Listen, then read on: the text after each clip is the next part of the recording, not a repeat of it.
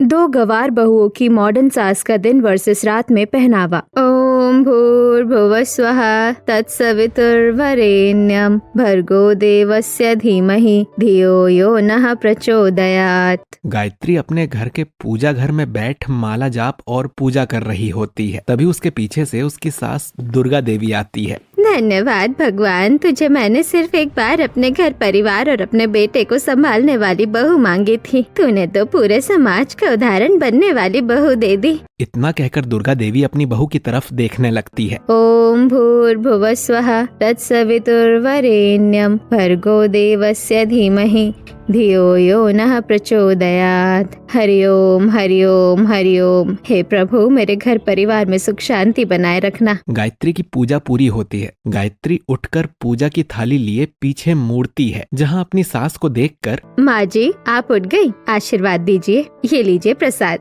गायत्री अपनी सास के पाँव को छूती है और उसे प्रसाद देती है। बेटी, सूरज उगना भूल सकता है पर सुबह उठकर तुम माला जाप करना नहीं भूल सकती। हमारे घर की तरक्की तेरी ही देन है। माँ जी, आप मुझे शर्मिंदा कर रही हैं। ये सब तो आपका और भगवान का आशीर्वाद है। नहीं बहू, जब तो इस घर में बहू बनकर आई थी तब क्या ही था हमारे पास, पर तेरे सुलक्षणों ने मेरे बेटे के भाग्य बदल दिए और अब तेरे संस्कारों ने तेरे दोनों बेटों को हमारे खानदान के रत्न बना दिए हैं। बस कीजिए माँ जी, आप तो ताना मारती हैं तो सिर्फ ताना ही मारती रहती है और तारीफ करने बैठती है तो पन्ने ही भर देती है। माँ जी, आप तैयार होकर नाश्ते पर आइए, मैं पूरे घर में आरती दिखाकर सबके लिए नाश्ता तैयार करती हूँ। गायत्री पहले अपने किचन में आरती दिखाती है, फिर घर के बाहर जोरों से घंटी बजाते हुए आरती दिखाने लगती है। फिर आरती की थाली पूजा घर में रखकर खाना बनाने किचन में चली जाती है। आज सबके लिए खाने में गर्मा गर्म आलू भरी पूरी और टमाटर की मीठी चटनी बनाती हूँ। गायत्री अपने बचपन की तरह काफी फुर्ती से घर के सभी कामों को कर रही थी। आलू तो तैयार हो गए,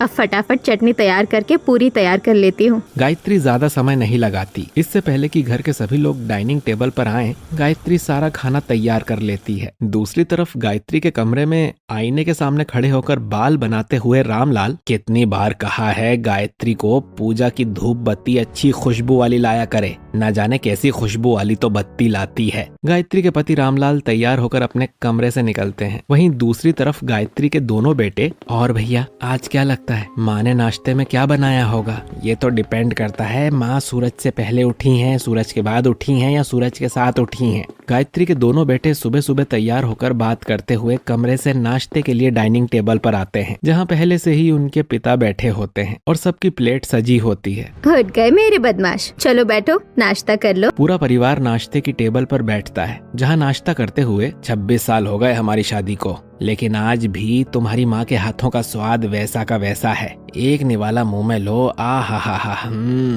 अरे पापा, कभी तो मम्मी की पूरी तारीफ किया करो, बस यहीं आकर अटक जाते हो। उमेश के मजाकिया अंदाज पर पूरा परिवार हंस पड़ता है। मेरा परिवार पूरा हो गया है, अब बस मुझ बूढ़ी को मेरे परपोते की शक्ल दिखा दे तो मैं भी भगवान को याद करूं। बहू, अब तेरे बेटों की भी उम्र हो गई है, अपनी जैसी ही किसी लड़की से अपने दोनों बेटे की शादी करवा दे। माँ जी, अपने बेटे के लिए जिस तरह आपने मुझे ढूंढा, उसी तरह मेरे बेटे के लिए लड़की ढूंढने की जिम्मेदारी आपकी है। आपकी पसंद पर मुझे पूरा भरोसा है। दोनों सास बहू एक दूसरे को देखते हैं। दुर्गा देवी हल्की मुस्कान भरती हुई कहती है, अगर ऐसी बात है तो अब देख मैं कैसे चट मंगने पर ब्याह करवाती हूँ अपने पोते की। पूरा परिवार नाश्ता करके अपने अपने कमरे में चला जाता है। रामलाल अखबार पढ़ने लगते हैं और दोनों बेटे अपने ऑफिस चले जाते हैं और दुर्गा देवी कमरे में आराम करने लगती है। वहीं गायत्री किचन के कुछ काम निपटाती हुई, मेरी जैसी बहू तो मेरी सास को मिलने वाली नहीं, पर अपने बेटे के लिए अपनी सास को ही बहू ढूंढने देती हूँ। माँ जी अपनी जैसी ही किसी को लेकर आएंगी, मेरा काम भी बना रहेगा। गायत्री किचन में कामों को करते हुए खुद से कुछ बात कर रही थी। तभी गायत्री के घर के बाहर कुछ औरतें, अरे शर्माइन, ये गायत्री तो 55 की उम्र में भी हम लोगों को ताना सुनवाने से बाज नहीं आती। हाँ देखो ना, रोज सुबह उठकर जोरों से घंटी बजाने लगती है, इसे पूजा करते देख हमारे घर में कलेश हो जाता है। भगवान ने भी तो कोई कमी नहीं छोड़ी है, भर भर के ताकत दे रखी है इसे।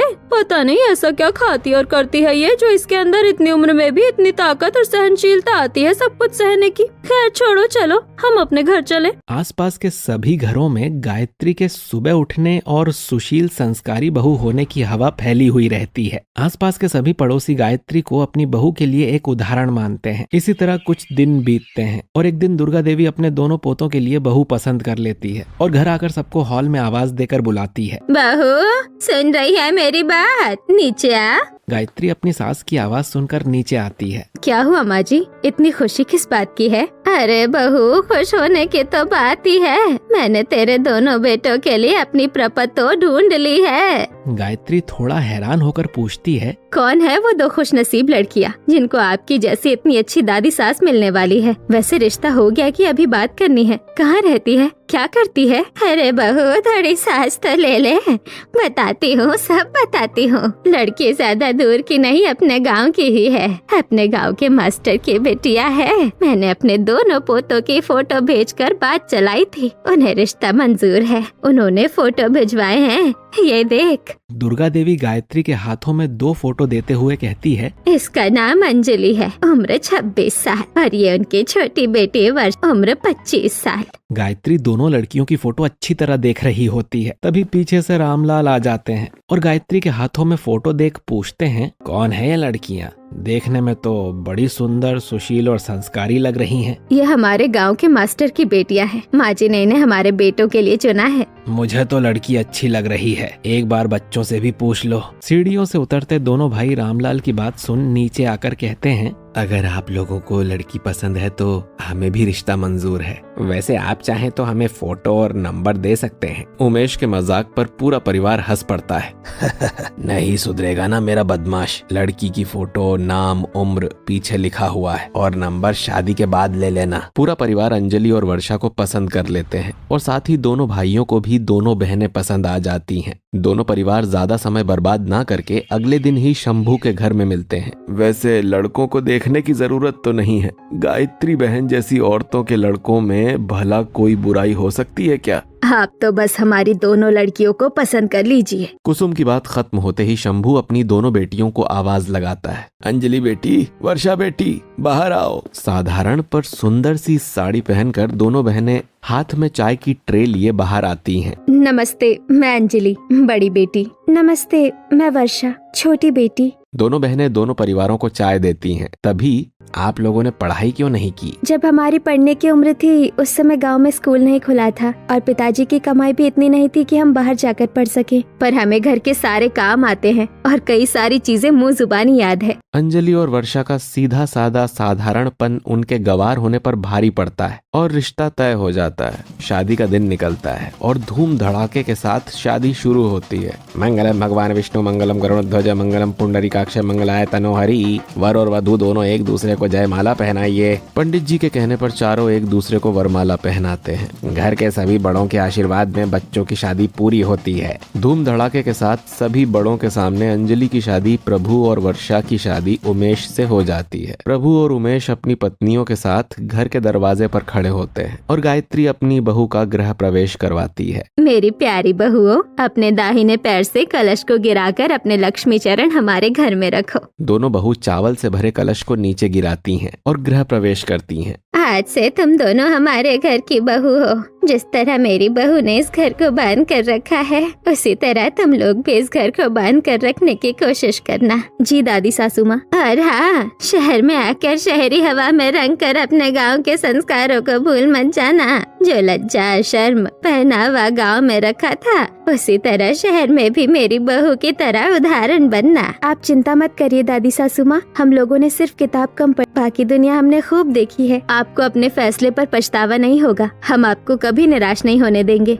दोनों बहुएं अपने पति के साथ उनके कमरे में सोने चली जाती हैं और अगले दिन सुबह 5 बजे ओम नमः शिवाय, ओम नमः शिवाय, ओम नमः शिवाय घंटी की आवाज सुनकर कमरे में सो रही दोनों बहुओं की आंख खुल जाती है। अरे इतनी सुबह घंटी की आवाज, आसपास तो कोई मंदिर भी नहीं है। ये माँ है, वो डेली सुबह पूजा करती हैं। प्रभु की बात सुन अंजलि हैरान होकर सोच में पड़ जाती है। कल की इतनी थकान के बाद भी सासू माँ इतनी जल्दी उठ गई। मुझे भी तैयार होकर नीचे जाना चाहिए। अंजलि फौरन तैयार होकर अपने कमरे से निकलती है और कमरे से निकलते ही उसे वर्षा मिलती है। अरे दीदी, सासू माँ इतनी जल्दी कैसे उठ गई? सासू माँ जैसे भी उठ गई हो, तू जल्दी चल नीचे, वरना पहले ही दिन बेइज्जती हो जाएगी। दोनों बहनें अपने कमरों से बाहर पूजा घर में जाने ही वाली थीं कि तभी दोनों बहनों के पास दुर्गा देवी आ जाती है। क्यों बहू, पीछे रह गई ना मेरी बहू से? तुम्हारी सास उठकर तैयार होकर पूजा करने लगी और तुम अभी सो कर उठ रही हो। दादी सासू माँ, कल की थकान की वजह से आँख नहीं खुली, कल से हम जल्दी उठ जाया करेंगी।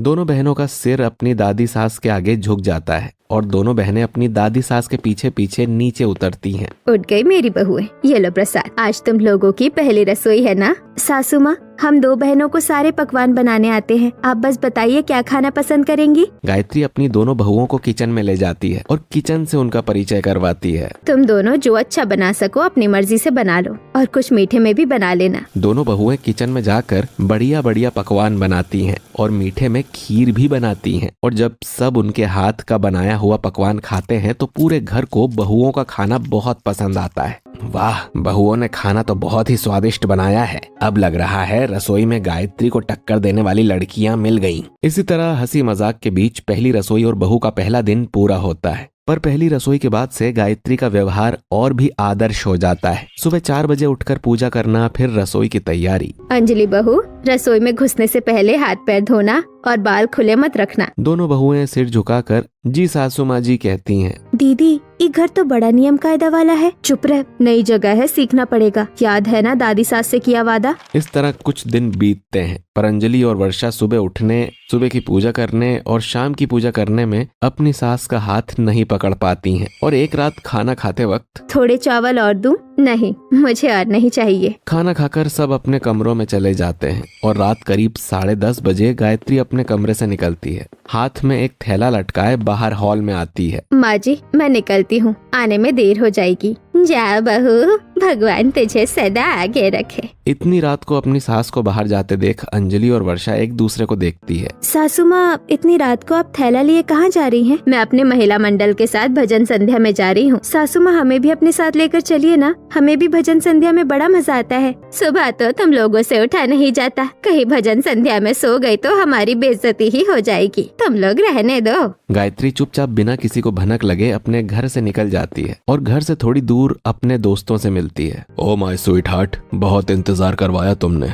चलो अब जल्दी से चेंज कर लो। गायत्री अपने दोस्तों की गाड़ी में जाकर कपड़े बदल लेती है और बाहर रात वाली गायत्री निकलती है। गायत्री ने नारंगी रंग की स्लीवलेस कैमिशॉल टॉप और मिडलाइन चॉकलेट कलर की स्कर्ट पहनी हुई थी। वाओ, ये ड्रेस तो तुम पर बड़ी अच्छी लग रही है गायत्री, पर तुम्हें आते हुए किसी ने देखा तो नहीं? ओ कम ऑन, कितने महीने से आ रही हूँ, कभी किसी ने पकड़ा मुझे? नहीं ना, और वैसे भी वो लोग कभी पकड़ भी नहीं पाएंगे मुझे। जिसके बाद गायत्री अपने कम उम्र वाले दोस्तों के साथ क्लब में पार्टी करने चली जाती है, जहाँ क्लब में नशे में धुत डांस करते हुए। यस, यही तो लाइफ है। एंजॉय, डांस, गाने और little little shots. Gayatri club में शराब पीकर अपनी उम्र भूलकर क्लब में डांस कर रही होती है, जिसे देखकर मैंने इस उम्र के लोगों को क्लब में अपने बच्चों को ले जाते हुए देखा है, पर ये एक बेशर्म औरत है जो कम उम्र के लड़कों के साथ यहाँ शराब पीकर डांस करने आती है। Gayatri late night club party करके सुबह के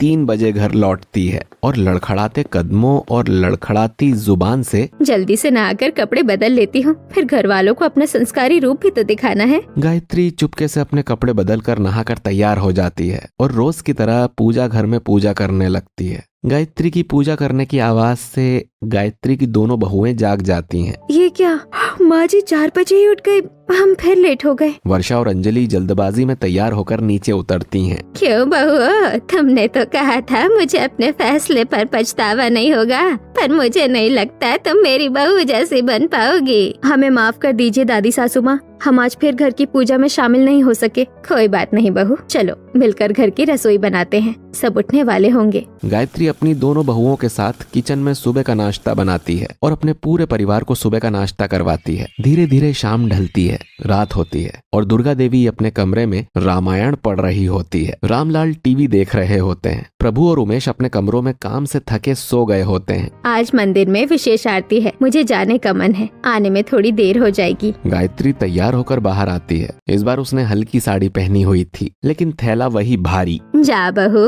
भगवान तेरी मनोकामना पूरी करे। रोज की तरह गायत्री आज फिर घर से झूठ बोलकर अपने दोस्तों के साथ बाहर की दुनिया घूमने निकल जाती है और देर रात पार्टी करके सुबह सबके जागने से पहले घर वापस आ जाती है। अब आ रहा है ना जिंदगी का मजा। मैं थक गई थी पूरे घर की आदर्श बहू बनते बनते, बस थोड़ा जीना चाहती हूँ। जीना गलत थोड़ी ना है। इसी तरह आज भी गायत्री अपनी बुरी आदतों को जिंदगी जीना कहकर खुद की आंखों के सामने खुद को सही साबित कर लेती है। ऐसे ही अगले दिन रात का खाना खाकर गायत्री अपने कमरे में चली जाती है और कुछ देर बाद फोन पर बात करते हुए हाथ में थैला लिए कमरे से बाहर निकलती है। हाँ हाँ, मैं आ रही हूँ। अरे जागरण हो और मैं ना हूँ, ऐसा हो सकता है? गायत्री अपना फोन काटकर थैले में रखती है और कहती है, आज पास के मंदिर में जागरण है, हमारी महिला मंडल उस जागरण में जा रही है। दीदी, आज फिर भजन? और सासू माँ हर बार थैले में डालकर क्या ले जाती है? सासू माँ, इस थैली में क्या है? नहीं नहीं, कुछ नहीं है, थैली में बस कुछ पूजा का सामान है। अरे चुप करो तुम दोनों बहुओं। मेरी बहू जब अच्छे काम में जाती है तो उसे पीछे से टोका मत करो। जा बहू, तेरे आदर्शों पर ही तो हमारा घर चल रहा है। गायत्री रोज की तरह घर से थोड़ी दूर अपने दोस्तों से मिलती है और गाड़ी में कपड़े बदलकर अपने दोस्तों के साथ शराब पीने बार में चली जाती है। एक गिलास दो और सोडे के साथ।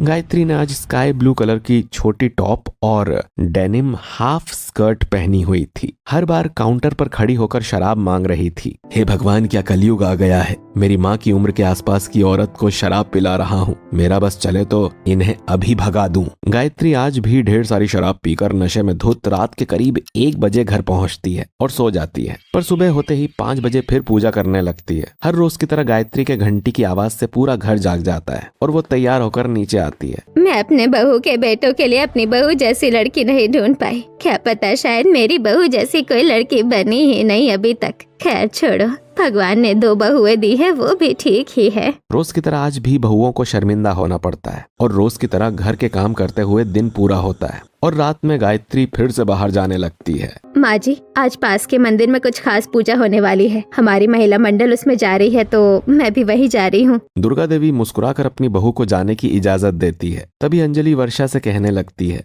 जिसे देख दुर्गा देवी, कुछ सीखो अपनी सास से। सुबह उठ जाती है, तुम्हारे साथ घर के सारे काम करती है और फिर पूजा पाठ भी करती है। गायत्री रोज की तरह झूठ बोलकर अपने दोस्तों के साथ बाहरी दुनिया घूमने निकल जाती है। पर इस बार दोनों बहुएं गायत्री के जाते ही खिड़की से झांकती हैं। दीदी, ये सासू माँ कहाँ जा रही है? मंदिर तो उस तरफ है ना। रात हो गई है, इसके बारे में कल बात करेंगे। दोनों बहनें बेचैनी से अपने कमरे में जाकर सो जाती हैं और रोज की तरह शर्मिंदा होकर अगली सुबह किचन में दोनों बहुएं धीरे धीरे बात कर रही होती हैं। दीदी, मुझे सासू माँ की बात में कुछ गड़बड़ लगती है। आज जब मैं उनके कमरे की सफाई कर रही थी, उनके थैले से अजीब सी बदबू आ रही थी। हाँ, लग तो मुझे भी रहा था, पर अगर कुछ गलत निकला और ये बात सच निकली तो हमारा पूरा घर टूट जाएगा। तो फिर क्या करें? पहले खुद सच देखेंगे कि क्या मामला है, फिर कोई फैसला करेंगे। अंजलि और वर्षा ने सच पता करने का फैसला कर लिया था और वो रोज की तरह अपने सारे कामों को करते हुए दिन पूरा करती हैं और रात में, माँ जी, आज मेरे महिला मंडल में एक सदस्य के घर में शिव पूजा है, मैं वही जा रही हूँ।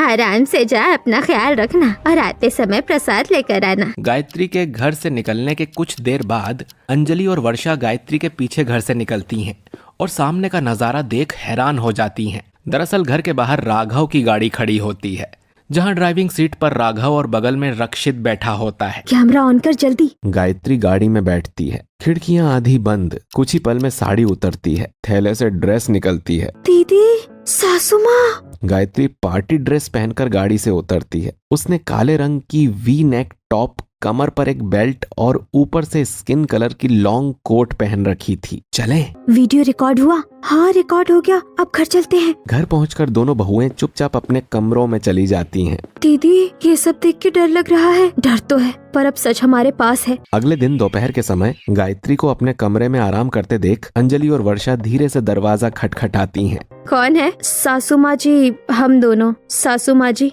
ये देखिए, और अब यहीं रुक जाइए। गायत्री वीडियो देखती है। वीडियो चलता है और गायत्री का चेहरा शर्म से लाल पड़ जाता है। ये क्या बदतमीजी है? मेरे पीछे जासूसी की है तुम दोनों ने। सासू माँ जी, घर की इज्जत का सवाल है, अगर आप यहाँ नहीं रुकी तो हमें सच्चाई सबको बतानी पड़ेगी। गायत्री झट से मोबाइल छीनती है और जमीन पर पटक देती है। मेरे काम में टांग अड़ाओगी? याद रखो, मैं इस घर की मालकिन हूँ, कोई तुम्हारी बात नहीं मानेगा। 2 दिन में घर से लात मारकर भगा दूंगी, अब किसी से कुछ नहीं सुनूंगी। गायत्री कमरे से बाहर निकलती है। दीदी अब हम नहीं, कानून बोलेगा। रोज की तरह सभी कामों को करते हुए रात होती है और गायत्री फिर बहाना बनाती है। माँ जी, आज मैं जागरण में जा रही हूँ, आने में लेट हो सकता है। हाँ बहू, कोई बात नहीं, घर की चाबी तो तेरे पास है ही। गायत्री के घर से निकलते ही थोड़ी देर बाद अंजलि पुलिस स्टेशन में फोन मिलाती है। हेलो पुलिस स्टेशन, एक क्लब में अवैध पार्टी चल रही है। अंजलि पुलिस को अपनी सास की फोन से ली गई लोकेशन बता देती है। वहीं दूसरी ओर गायत्री दोस्तों के साथ हंसती हुई सिल्वर रंग की चमकती हुई स्लीवलेस 3 कोणों वाली टॉप और चटक लाल रंग की स्कर्ट पहनकर क्लब में नाच रही होती है कि तभी अचानक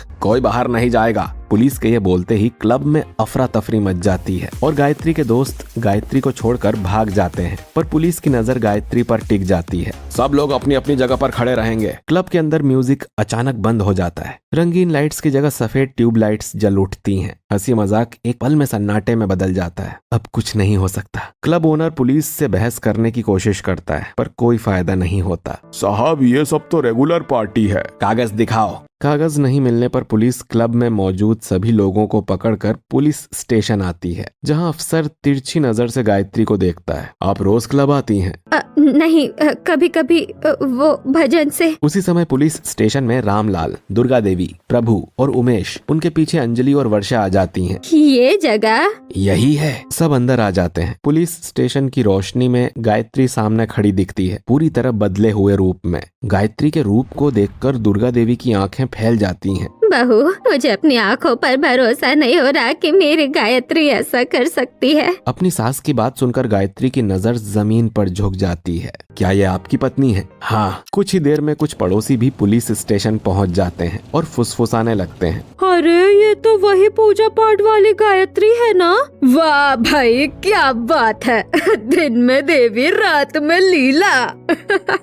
दुर्गा देवी आगे बढ़ती हैं। उनके कदम लड़खड़ा रहे होते हैं। बहू, तूने हमें ये दिन दिखाने के लिए इतने साल पूजा की, आज मेरी आंखें तेरी वजह से झुक गई है। गायत्री कुछ बोलना चाहती थी पर शर्म के कारण उसकी गले से आवाज तक नहीं निकलती। तभी अंजलि आगे आती है। दादी सासू माँ, हमने पहले सासू माँ जी को समझाने की कोशिश की थी पर इन्होंने हमारी बात नहीं मानी। तभी वर्षा भी बोल पड़ती है। हमारे समझाने पर इन्होंने हमें घर से निकलवा देने की धमकी भी दी थी। वर्षा की बात सुनकर सबकी नजर बहुओं पर टिक जाती है और रामलाल पहली बार गायत्री की ओर गुस्से में देखता है। दिन में मेरे घर की इज्जत से खिलवाड़ करती रही और रात में हमारे घर की इज्जत को बदनाम। रामलाल की बातें सुनकर गायत्री की आंखों से आंसू गिरने लगते हैं, जिसे देखकर सबका दिल पिघल जाता है और घर वाले गायत्री को छुड़ा लेते हैं। पुलिस औपचारिक कार्रवाई पूरी करती है और चेतावनी देकर छोड़ देती है, पर इज्जत बदनाम हो जाती है। अगली सुबह घर में घंटी नहीं बजती। पूजा घर सूना रहता है। गायत्री साधारण साड़ी में बैठी होती है, आंखें सूजी हुई। अंजलि और वर्षा सामने खड़ी होती हैं। सासू माँ जी, अब जो भी करे सच के साथ करिएगा, क्योंकि दिखावा ज्यादा दिन तक नहीं चलता।